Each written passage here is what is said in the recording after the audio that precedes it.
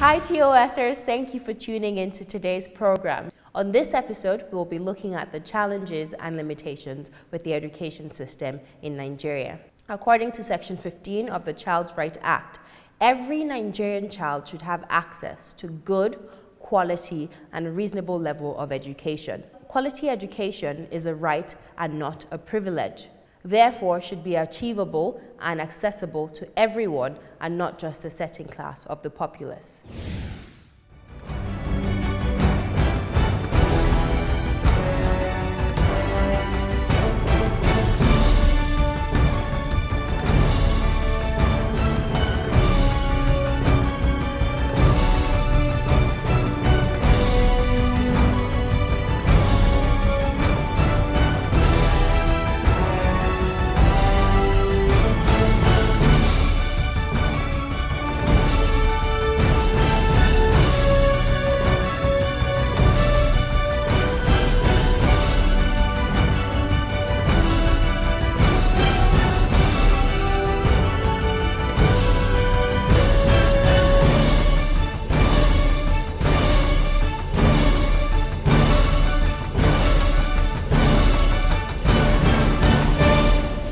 Mr. Hilary Ogbonna, thank you for joining us on today's program. Thank you very much for having me. Of course, anytime. The United Nations Global Goals for Sustainable Development were officially launched on January 1st, 2016. Can you tell our viewers who are not too privy with these Sustainable Development Goals exactly what these Sustainable Development Goals are and why Nigerians all over the country should care about these goals?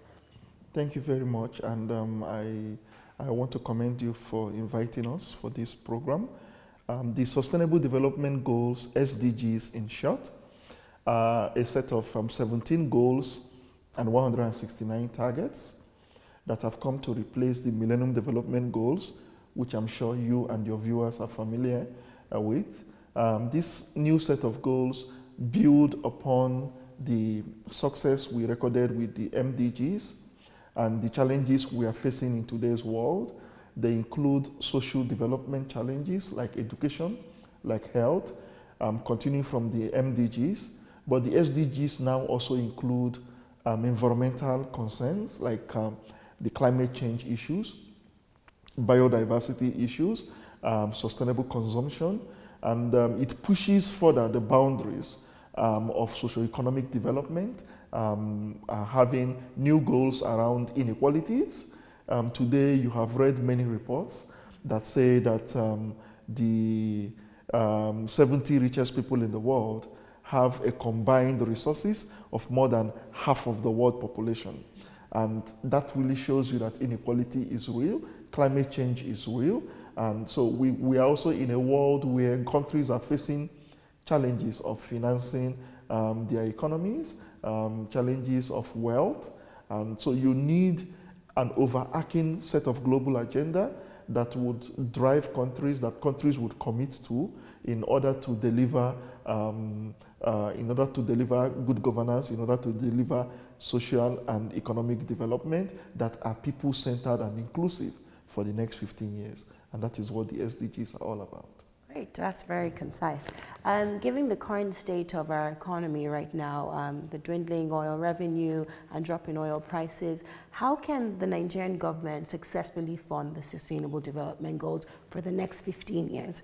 Thank you for that. I think when you look at the MDGs, which was mainly focused around donor funds, official development assistance, the SDGs, unfortunately, are looking more at global partnership and how countries can domestically be able to use innovative sources to fund development.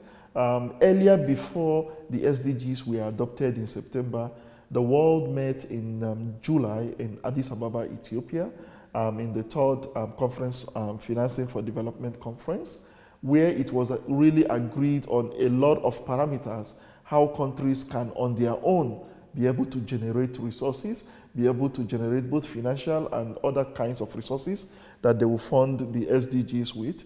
And Nigeria was a party to that. the outcome of the Addis Ababa conference. In a way, I think these are challenging times for every country, and this also calls for countries that have only one line or one channel of resources, like Nigeria in terms of oil, to begin to look at other parts of economy like agriculture, solid minerals. And the SDGs are very clear in Goal 1 as well as in Goal 2 combined, talking about agriculture, poverty, and food security. And this is the time where, even in our quest to implement Goals 1 and 2 on poverty and hunger, we can actually create jobs. Yeah. We can create jobs by looking at how we support smallholder farmers. We can create food by looking at how we support the women, the teeming women farming population, by also ensuring access to land titling, ensuring that people who are willing and able to farm are able to access farms, arable farmlands that they can farm on. But in terms of the liquid cash itself, we have also seen some countries now imposing taxes on quite a number of things that usually escape the taxman. Property taxes, which is not really too popular in this part of the world. Luxury goods, taxation on luxury goods. We've also seen airline taxation increasing in many parts of the world. These are a lot of innovative ways that countries can raise funding. Recently, even in Nigeria, we have seen government pushing for the stamp duties tax, which has always been there, but nobody implements it.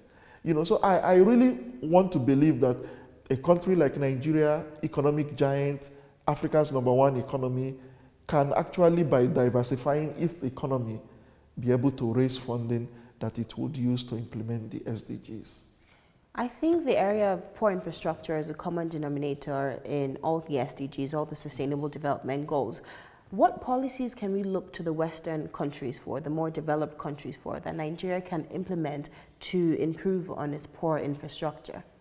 The good thing with the SDGs is that SDGs recognizes infrastructure as a key driver to development. And that's why you see in Goals 8, Goals 9, that it talks about not just power, sustainable energy, it talks about sustainable transportation, it talks about infrastructure. And in direct answer to your question, Nigeria should learn public-private partnership. We already have it on paper. We have an infrastructure commission. We have a concessioning arrangement, but they are still bedeviled with the usual problems we see in an emerging economy like Nigeria. The problem of not just corruption now, but also poor institutional capacity to manage such huge arrangement. You cannot concession an airport if the staff of the concessioning authority do not have the capacity to manage the concession arrangement.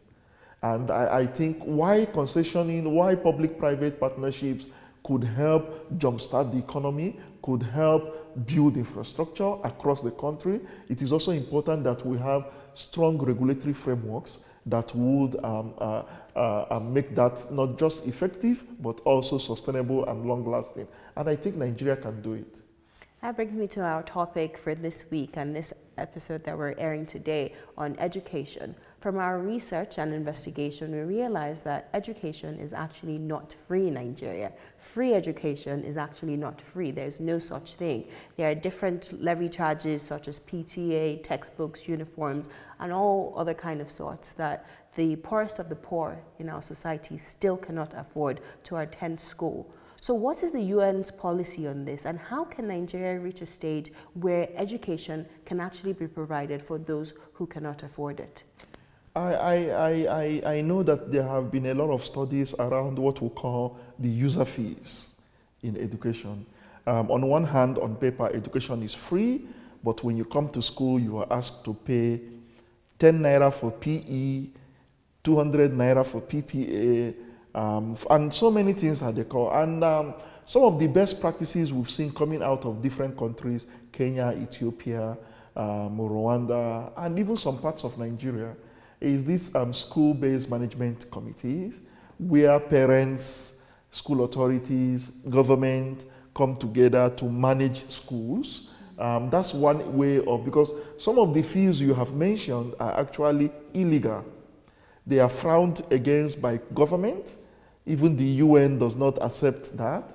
But you see, at the end of the day, you need to balance the fact that citizens sleep on their rights as against government allowing something to happen, whether it is legal or illegal. And in most cases, you would see that some of the cases you have reviewed fall under cases where citizens sleep on their rights. And it is one huge area of education that people should know. And one of the medium I always recommend is that medium like yours should continue to push for citizens to know that government frowns upon this, the educational policy frowns upon this, the UBE policy frowns upon this, and education cannot be free when people pay user fees. Then it's no longer free, you know. So, but I can tell you that with constant empowerment, constant education, constant civic enlightenment, Nigerians will begin to know that some of the things their children come home every day demanding from them from the school authority may not actually be something approved by government. And it's just for parents to be bold enough to confront the system, to report such cases as they come, and with your kind of medium, you will also help in promoting such kind of education to parents, because at the end of the day, when children are out of school for flimsy excuses about not just paying PTA levy, paying PE levies, I think it further burdens us with our already filled out of school population.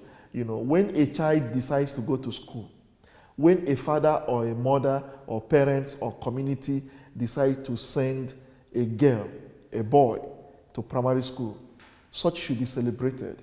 In this age and time where we have millions out of school, we shouldn't further encumber parents when they have on their own decided to send their children to school by such user levy. I think it is not acceptable. Thank you so much, Mr. Hilary Ogbonna. And lastly, how do the SDGs differ from the MTGs in terms of the promotion of education for all and the slogan, "No one left behind"? I think the SDGs are unique in the sense that it looked at other components of education.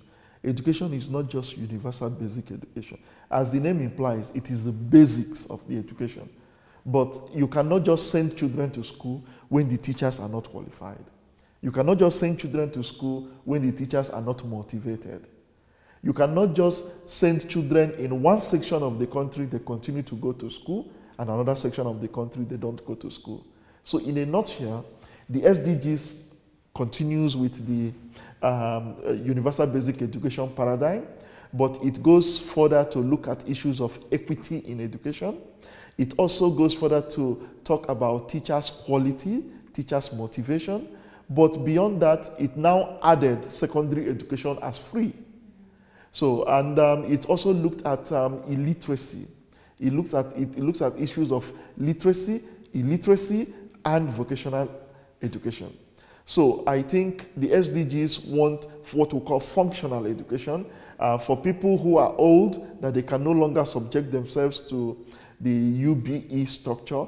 There should be adult learning facilities for them. And also for those who wouldn't want to go to universities or polytechnics, there should be technical education for them to make them functional individuals in the society that are empowered to set up their own businesses, their own arts, their own crafts.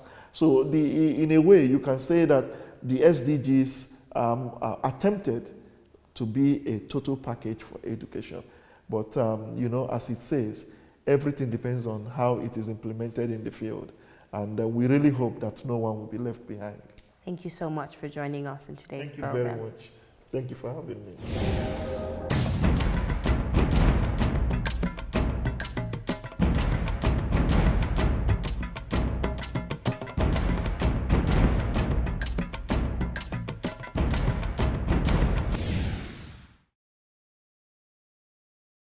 maybe he's going to start the work from this year's budget.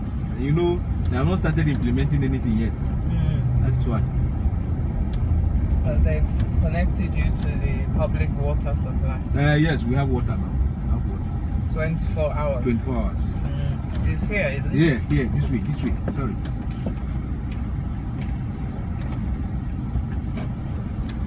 Now what about power? We were also connected. He paid electrical bills, almost $1 million. Then he ordered for some repairs. Okay. For which they came, electricians came and did the repairs.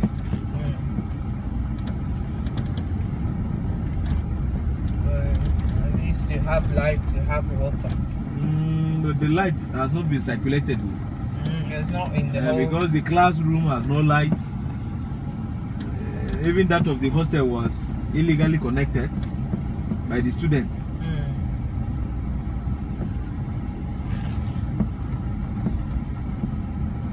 Just certain, not all the hostels.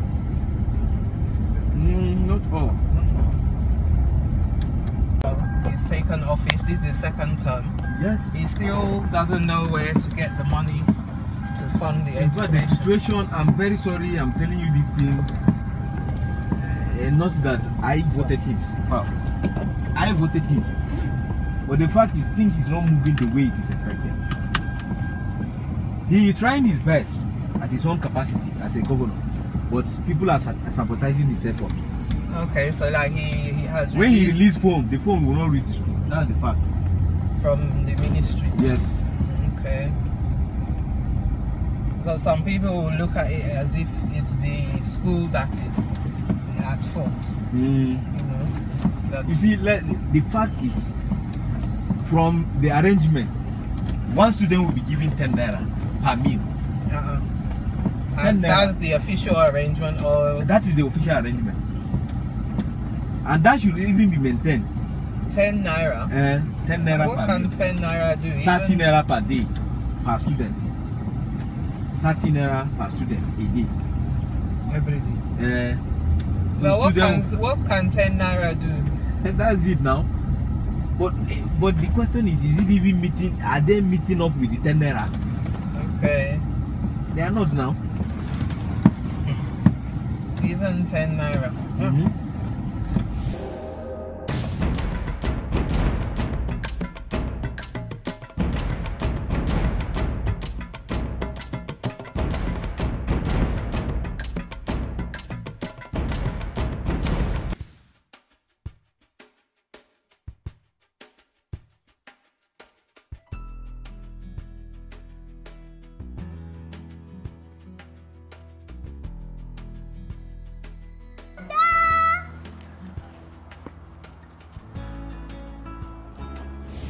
My name is Cletus Mogu. I am 16 years old. I'm not in school. I drop out in SS2. And I don't have money to go back because my family is very poor. My dad was dismissed from work. So I don't have anything to go back to work. I pray by God's grace, the government should help me and further my education. And in my future, I'm planning to be a politician to help those that are orphans too. I am 14 years old and I'm not in school because of my parents don't have money to take me to school and there is no way I can sponsor myself in this school. So I want the government to help me so that I can go to school, and I don't want to day school again because I want to read more. I want to have a place to read more because I don't normally read at home when I'm in day school because we are working. When you came back from the school, you will go to farm, there's no time to work again. And when you come back, you'll be tired and you just sleep. So why I want to go to boarding school is that I want to go there so that I can stay and read more better than why I am in day school. I want to be an actress. Why I choose to be an actress is that I just want to be acting. I just see that that is That is my future. So I decided to say I want to act. I am 15 years old. The reason I am not in school is that my parents do not have sufficient money to spend for my education. Free education is when the government is sponsoring you for education for free. And why I need this free education is because I want to be studying hard, and my parents do not have sufficient money to sponsor me for school. My name is Shadrach Peter. I am 11 years old. The name of my school, Government Secondary School Aguada. I am in JSS 2. Free education is that government will reduce the money that you will pay. You will not pay much of money, but you used to buy some things. You used to buy books, uniform, food, plates, broom, and bags. I'm 17 years old, and my school is Government College Kefi, and I'm in JS 2. We used to pay PTA. We used to buy our textbook, buy uniform, and pay house contribution. My name is Gift Ode. I am 12 years old. I am an orphan. I live with my mother, sister. So she have many children. She have many children with us. So she didn't have money to send us to school. I want to go to schools so that tomorrow maybe I'll be a banker. Free education is like government school that you will not pay school fees, you will not pay for your books, uniform, and so on and so forth. My name is Jerry Benjamin. I'm a librarian, so I'm 21 years old.